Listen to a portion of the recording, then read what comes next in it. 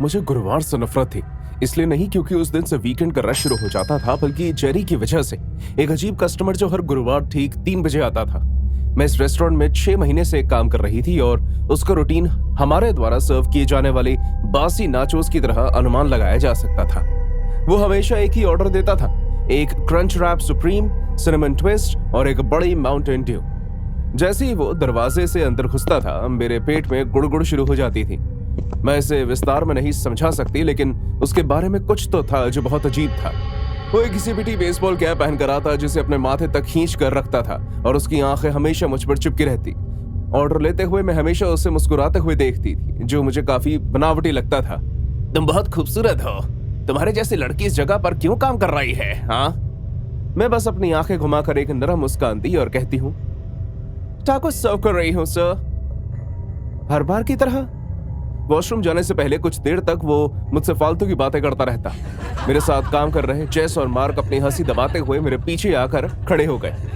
शायद वो हर गुरुवार यहाँ आकर बहुत सारा गंद निकाल कर जाता है, जेस ने मार्क को कंधा मारते हुए कहा। वो दोनों हंसने लगे, लेकिन मैं खुद को काबू करके बस एक प्यारी मुस्कान के साथ खड़ी रही। तुम्हें उससे पूछ लेना चाहिए कि उसका पेट ठीक तो है ना? वाह क्या जोक है, मैंने तिरछी नजरों से उन्हें देखकर फुसफुसाते कहा। लेकिन वो जितना भी परेशान क्यों ना करते हो, कहीं ना कहीं उनके होने से मुझे बेहतर महसूस हो रहा था। पिछले कुछ हफ्तों में मैंने जेरी के आने पर उसका एक अजीब पैटर्न नोटिस किया।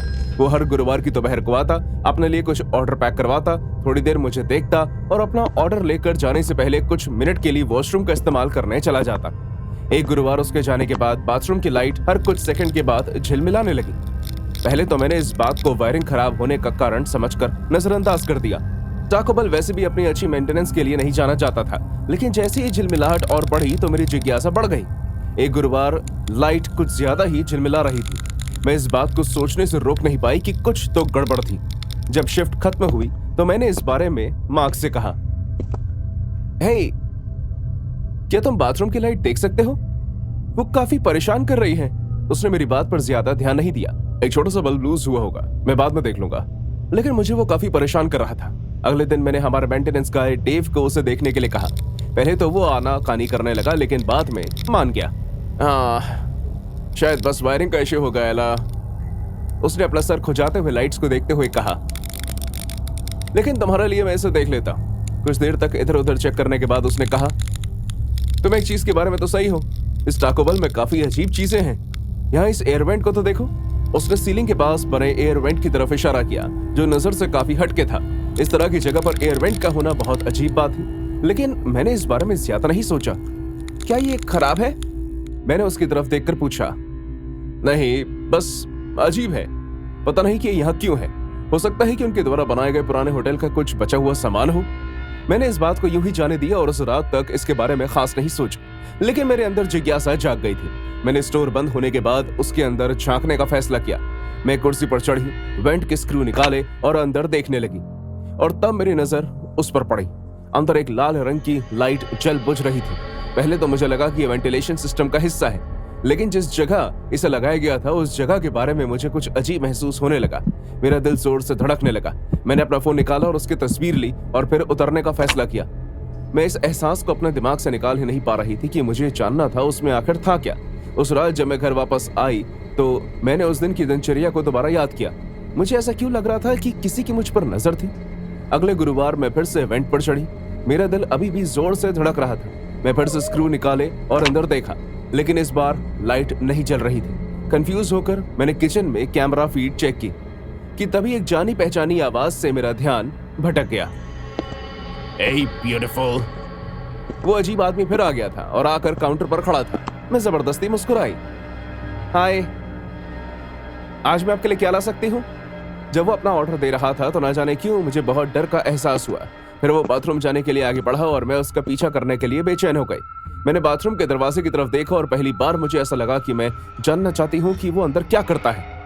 जब वो मुझे छेड़कर और मेरे शरीर पर अपने कमेंट्स देकर रेस्टोरेंट से बाहर निकला तो मैं बेचैनी की बढ़ती भावना को नजरअंदाज नहीं कर पाई।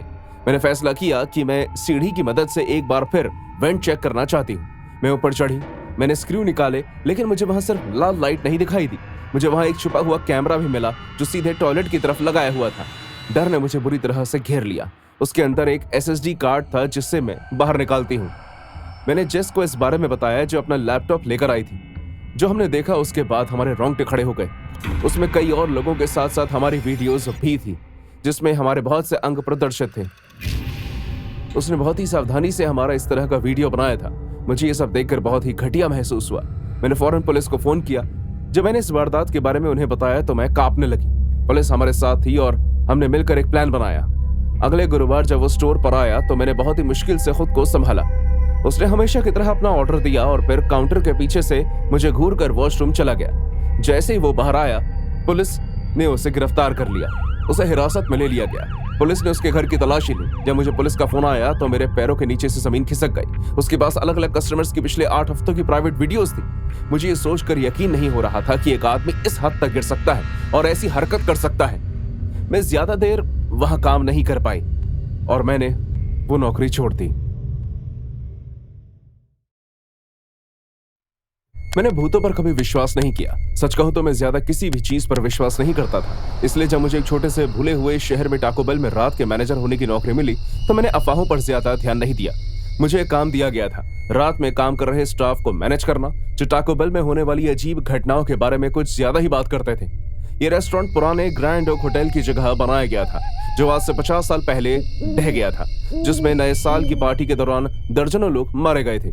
लोग बातें करते हैं कि इस जगह पर भूतों का साया है, लेकिन मुझे ये सिर्फ लोगों द्वारा बनाई गई कहानी लगती थी। उस जगह पर मेरी पहली रात थी। स्टाफ छोटा था, सिर्फ मैं, कॉनर और लेसी। कॉनर 19 साल का एक दुबला पतला लड़का था और रात के वक्त काम करने के लिए बहुत डरा हुआ। लेसी कुछ महीनों से वहां काम कर रही थी और थकी हुई लग रही थी, जैसे उसने काफी कुछ देख लिया हो। कॉनर मुझे देखता रहा। तुम इस बारे में जानते हो, है ना? क्या जानता हूं? मैंने अपनी चेकलिस्ट से नजर न हटाते हुए उससे पूछा कि यहाँ आत्माएं रहती हैं। उसने अपनी आवाज को धीरे करते हुए कहा जैसे कोई बड़ा राज हो। आत्माएं? क्या सच में? मैंने अपना सर हिलाया।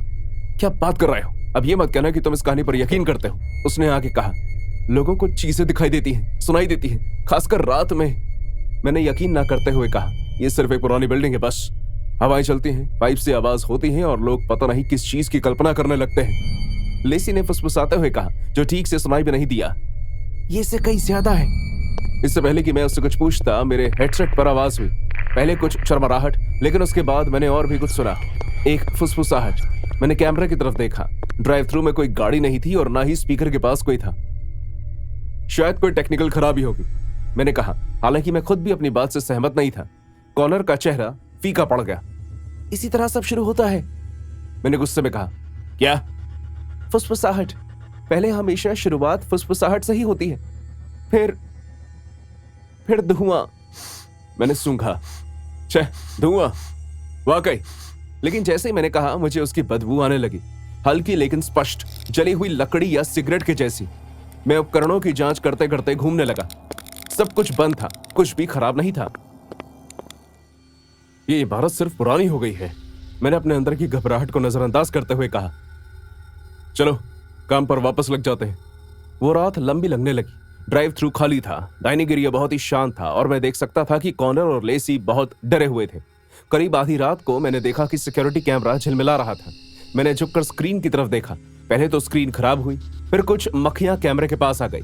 फिर ये सुन के आपको जितना भी अजीब क्यों ना लगे, लेकिन उन मक्खियों ने एक चेहरे का रूप ले लिया, विकृत, फैला हुआ और पहचाना ना जाने वाला।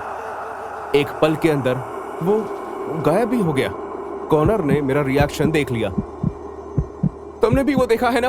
मैंने एक बार एक बूढ़ी औरत को देखा था, मैंने अपना सर हिलाकर कहा। यह सिर्फ कोई खराबी थी। लेसी की आवाज फुसफुसाहट से बस थोड़ी तेज थी। ये वही है। मैंने लंबी सांस ली। हाँ, कौन? वही लोग जो यहां मरे थे, उसने मुझे देखे बिना कहा। बस बहुत हुआ, मैंने गुस्से में कहा। हम ये सब फालतू की बातें नहीं करेंगे, अब और कोई भूतों वाली कहानियां नहीं, खत्म करो ये सब। और तभी अचानक मैंने एक आवाज सुनी, जैसे कोई किचन में भाग रहा हो। मैं रुका और ध्यान से सुनने लगा। वहां बस हम 3 लोग थे और कोई कस्टमर नहीं था। वो दोनों वहां ऐसे खड़े हो गए जैसे उन्हें कोई लकवा मार गया हो। उन्होंने भी वो आवाज सुनी थी। क्या तुम लोग कोई शरारत कर रहे हो ताकि नया मैनेजर यहां से भाग जाए?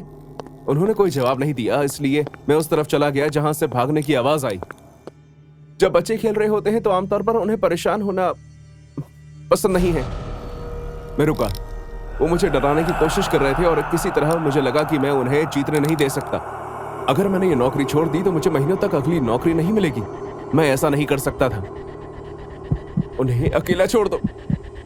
अगर उनके किचन टाइम में उन्हें परेशान किया गया तो वो बहुत खतरनाक साबित हो सकते हैं। सुनो, तुम मेरे साथ आओगी और कॉनर तुम भी। मेरे पीछे पीछे अंदर आने से पहले उन्होंने ध्यान से एक दूसरे की तरफ देखा। अचानक आवाजें बंद हो गई। मैंने सब लाइट्स चालू कर दी लेकिन वहां कोई नहीं था। मैं समझ नहीं पा रहा था कि वो ये कैसे कर रहे हैं, लेकिन रसोई में कोई भी नहीं था जो भाग रहा हो। तभी अचानक फ्रायर में खराबी आ गई। तेल बाहर निकलने लगा जिससे हल्की हल्की आग लग गई। कॉनर पीछे से चिल्लाया और मैं मदद के लिए फायर एक्सटिंग्विशर लेकर भागा। हमने बहुत ही मुश्किल से आग पर काबू पाया, लेकिन तब तक धुएं की बदबू रसोई में भर गई। लेकिन ये बदबू आग लगने की वजह से हुए धुएं की नहीं थी। ऐसा लग रहा था जैसे कोई सड़ा हुआ मांस जल रहा हो। मुझे समझ में नहीं आ रहा था कि मैं कैसे इस पर रिएक्ट करूं। इन सब के पीछे उन दोनों के हाथ नहीं हो सकता था, लेकिन मेरे दिमाग अभी भी समझ नहीं पा रहा था कि क्या हो रहा है। और तभी डब्बे गिरने लगे, भारी भरकम, इतनी ऊंचाई पर रखे हुए कि उनका इस तरह अपने आप गिरना मुमकिन नहीं था। लेकिन वो इतनी तेजी से गिर रहे थे जैसे कोई अदृश्य शक्ति उन्हें गिरा रही हो।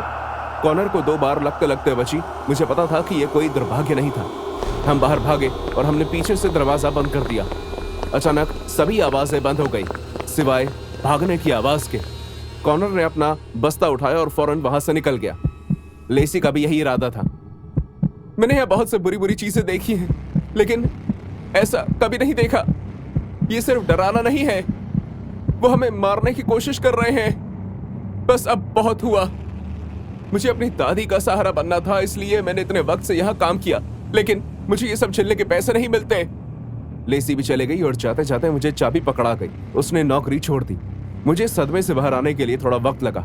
मुझे अभी भी निकलने से पहले इस जगह को बंद करना था, लेकिन अभी मैं यही सोच रहा था कि मैं यहाँ अकेला रह गया हूँ। अचानक लाइट चली गई। नहीं कोई इन्वर्टर था और ना कुछ। पूरा इलाका अंधेरे में डूब गया। मैंने अपना फोन उठाया, कोई सिग्नल नहीं था। मैं इमरजेंसी लाइट की तरफ बढ़ा, लेकिन वो कमजोर रूप से टिमटिमा रही थी और मुश्किल से ही उससे कोई मदद मिल पा रही थी। जैसे ही मैं बढ़ा, मैंने रोशनी की टिमटिमाहट में उन्हें देखा। आकृतियां पीली और फीकी बहती हुई रसोई से बाहर आ चुकी थी। उसने 1920 की दशक के कपड़े पहने हुए थे। वहां गाउन पहने एक महिला थी। उसका चेहरा पीछे की तरफ मुड़ा हुआ था। उसकी आंखें मुझसे मिली, खोखली, खाली। वो कांपते हाथों से आगे बढ़ी। उसकी उंगलियां बहुत लंबी थी। उसका मुंह हिल रहा था, लेकिन कोई आवाज नहीं आ रही थी। मेरा दिल जोर से धड़कने लगा। फिर रोता हुआ एक बच्चा भी मेरी तरफ बढ़ने लगा। फिर एक बूढ़ा आदमी। जल्द ही वो सभी मेरी तरफ खींचे चले आ रहे थे। मैं पीछे हट गया और दरवाजे की तरफ भागा, लेकिन वो खुल नहीं रहा था। मैं फंस गया था। डर के मारे मैंने कुर्सी उठाई और उसे पास की एक खिड़की की तरफ फेंका। कांच टूटकर बिखर गया और मैं जैसे तैसे वहां से बाहर निकला। इस बीच मेरे हाथ बुरी तरह जख्मी भी हो गए। मैं तब तक भागता रहा जब तक मेरे पैरों ने जवाब नहीं दे दिया। मैं अगले 5 दिनों तक अपने बिस्तर पर बीमार पड़ा रहा और फिर मैंने नौकरी छोड़ दी।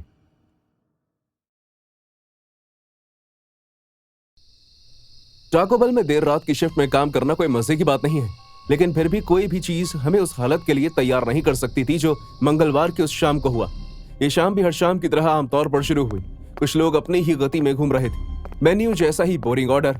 मैं काउंटर पर ऑर्डर लेने का काम कर रहा था और मेरी नजर घड़ी पर थी। मैं अपनी शिफ्ट के खत्म होने का इंतजार कर रहा था। रात के करीब 10 बजे थे जब दरवाजा जोर से खुला और 3 बदमाश बच्चे खूब शोरगुल करते हुए अंदर घुसे। वो हंसते हुए एक दूसरे को धक्का देते हुए काउंटर की तरफ बढ़ने लगे। वो काफी उधम मचा रहे थे, लेकिन हानिकारक नहीं लग रहे थे। वो तीनों एक औरत के पीछे जाकर खड़े हो गए जो अपने फोन में काफी व्यस्त थी। लाइन बहुत ही धीरे धीरे आगे बढ़ रही थी और वो बच्चे उतावले हो रहे थे। उनमें से एक लंबे कद वाला लड़का जिसके नीले रंग के बाल थे, उस औरत को पार करके आगे बढ़ा और काउंटर की तरफ आने की कोशिश करने लगा। ए, लाइन में रहो, उसने अपने फोन की स्क्रीन से ध्यान हटाकर आंखें चौड़ी करके गुस्से से कहा। लड़के ने उसकी बात को नजरअंदाज करते हुए उससे कहा, रिलैक्स आंटी, हम बस थोड़ा खाना लेने की कोशिश कर रहे हैं। उन दोनों के बीच की हालत परेशान कर देने वाली थी और जल्द ही हवा का रुख बदलता हुआ महसूस हुआ। मैं डर के मारे काउंटर पर खड़ा रहा। मुझे समझ नहीं आया क्या करूं। उसके लिए तुम्हें बाकी लोगों की तरह लाइन में खड़ा होना पड़ेगा, उस औरत ने लड़के के करीब आकर जवाब दिया। उसकी आवाज थोड़ी बुलंद थी, जो किसी को भी सीधे खड़े रहने की चेतावनी देने के लिए काफी थी। उस लड़के ने अपनी आंखें घुमाई, लेकिन इससे पहले कि वो कोई जवाब देता, उसके बाकी के 2 दोस्त उसके साथ आकर खड़े हो गए थे। उन तीनों ने मिलकर उस औरत और काउंटर के बीच का रास्ता रोक दिया और उसे देखकर मुस्कुराने लगे। और फिर यहीं से चीजें बद से बदतर होती गई। उस औरत ने अपना पर्स खोलकर एक ही झटके के अंदर पर्स से पेपर स्प्रे निकाला। मुझे ये समझने के लिए एक पल का मौका भी नहीं मिला कि क्या होने वाला है, और उस औरत ने नीले बालों वाले लड़के के चेहरे पर स्प्रे करना शुरू कर दिया। भगदड़ मच गई। लड़का चिल्लाने लगा और उसने अपनी आंखें पकड़ ली, और उसके दोस्त हंसते और हाँफते हुए पीछे हट गए, क्योंकि स्प्रे का असर उन पर भी हुआ था। वो औरत बिना रुके लगातार स्प्रे करती रही जब तक कि वो खाली नहीं हो गया। उसका चेहरा गुस्से से भरा हुआ था। सिक्योरिटी, कोई पुलिस को फोन करो। आखिरकार मैं अपने होश में आया और चिल्लाने लगा। मैंने 911 पर फोन मिलाया। फोन के बटन पर मेरी उंगलियां कांप रही थी। मेरे सामने लोग चिल्लाने लगे, कुछ दरवाजे से बाहर भाग गए और बाकी तस्वीरें और वीडियो निकालने लगे। उस औरत ने बात को यहाँ खत्म नहीं किया। वो उन लड़कों पर चिल्लाने लगी और उन पर तरह तरह के इल्जाम और ताने कसने लगी। हमारा मैनेजर टोनी, एक भारी भरकम आदमी जो हर किसी से छिप रहा था, इस स्थिति पर काबू पाने के लिए कोशिश करने के लिए सामने आया। उसने बड़ी ही सख्ती के साथ उस औरत से कहा, मैम, आपको यहाँ से चला होगा अभी के अभी। उसने उस औरत और उन लड़कों के बीच एक फासला बना दिया जिन पर औरत ने बुरी तरह हमला किया था, लेकिन वो किसी भी तरह के तर्क सुनने की स्थिति में नहीं थी। ये लोग इसी लायक हैं, ये जो चाहे वो नहीं कर सकते। मैं अपने हक जानती हूँ, और अगर तुम मेरा जरा भी करीब आए तो मैं तुम पर भी स्प्रे कर दूंगी, उसने चिल्लाकर कहा। उसका चेहरा अभी भी गुस्से से लाल था और उसका हाथ स्प्रे करने के लिए तैयार। कुछ ही मिनट में पुलिस आ गई और उन्होंने इस हंगामे को शांत करवाया। उन्होंने महिला को हथकड़ी पहनाई। वो पीछे से चिल्लाई और अपने हक गिनवाती रही। लड़कों को बाहर ले जाया गया। उनकी जलती हुई आंखों और लाल त्वचा के लिए एम्बुलेंस बुलवाई गई। मैं अभी भी अपने स्टोर के काउंटर के पीछे खड़ा हुआ था। मेरा दिमाग दौड़ रहा था। मैं ये याद रखने की कोशिश कर रहा था कि अभी अभी यहाँ हुआ क्या। पेपर स्प्रे की बदबू बहुत ही तेज थी और पूरे रेस्टोरेंट में फैल चुकी थी, जिससे सभी की आंखें जल रही थी। मैं ना चाहते हुए भी उस औरत के गुस्से भरे चेहरे और उन लोगों की चीखों को अपने दिमाग से निकाल नहीं पा रहा था। पुलिसकर्मी सभी लोगों को वहां से ले गए और फिर मुझसे पूछताछ की गई। मैंने साफ साफ सब कुछ बता दिया। मेरी आवाज कांप रही थी। मुझे बताया गया कि उस औरत पर गुंडागर्दी करने के चार्जेस लगाए जाएंगे। मुझे अभी भी ये सोचकर यकीन नहीं हो रहा था कि लाइन पार करने जैसी छोटी सी बात इतनी ज्यादा बढ़ जाएगी और ऐसा खतरनाक रूप ले लेगी। जैसे ही मेरी शिफ्ट खत्म होने के बाद मैं बाहर निकला तो बाहर बहुत ठंड थी, अंदर की सभी गर्म गतिविधियों के कारण। लेकिन कितनी जल्दी चीजें नियंत्रण से बाहर हो गई और इस हद तक बढ़ गई, पता ही नहीं चला। उस हादसे का असर मेरे दिमाग पर काफी वक्त तक रहा। वो एक चेतावनी थी कि किसके दिमाग में क्या चल रहा है, इसका अनुमान लगाना बहुत मुश्किल है। टाको बेल में काम करना अब पहले जैसा नहीं रहा। हर कस्टमर जो अंदर दाखिल होता था एक खतरा लगता था। हर शिफ्ट मेरे शांत रहने का एक इम्तिहान बन गई थी। और फिर आने वाले कुछ हफ्तों में पेपर स्प्रे वाली कहानी सभी लोगों में फैल गई, जिसने हमारे टाको बेल को बुरे उदाहरण की तरह मशहूर कर दिया। अनजान लोग इस उम्मीद में आने लगे कि शायद उन्हें उस दिन के नाटक का कोई सबूत मिल जाएगा। लाइन में इंतजार करते हुए वो एक दूसरे से धीमी आवाज में बात करने लगे। वो एक दूसरे से कुछ फुसफुसाने लगे, गॉसिप करने लगे। और मैं बैठकर बस ये सोचता रहता हूँ कि क्या उनमें से किसी ने अपने बैग में पेपर स्प्रे रखा होगा ताकि मौका मिलते ही वो यहाँ उत्पात मचा सके।